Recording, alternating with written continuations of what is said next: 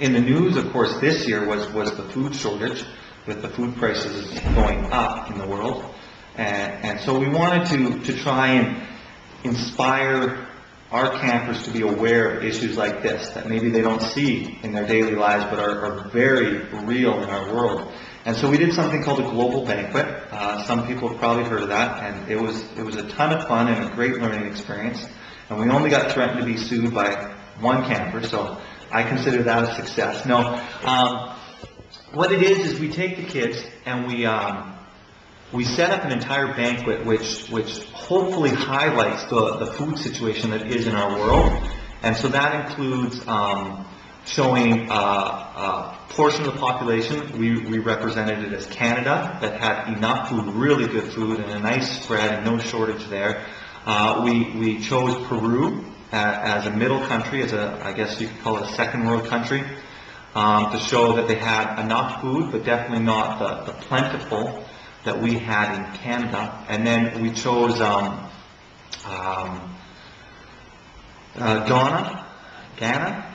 I think it's pronounced, because that's where the sponsor child from our camp is from, to showcase countries that are in poverty and don't have enough food.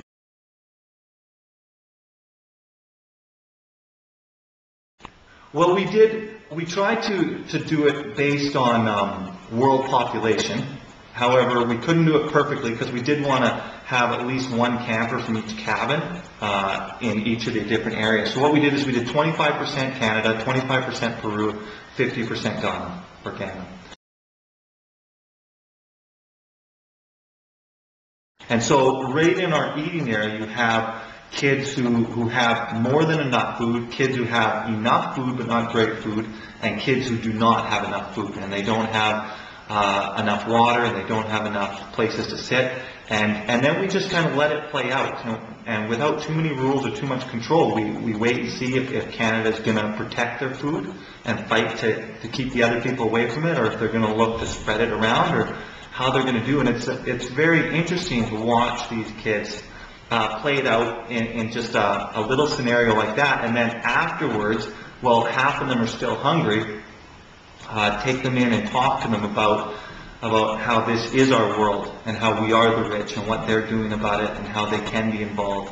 And then we go have a really good snack. And yeah, it was interesting to have cabin mates talking to each other during the discussion about I was hungry and you wouldn't give me food. And lots of jokes came out, but also lots of serious moments where kids actually wrestled with what this meant in their real lives. So.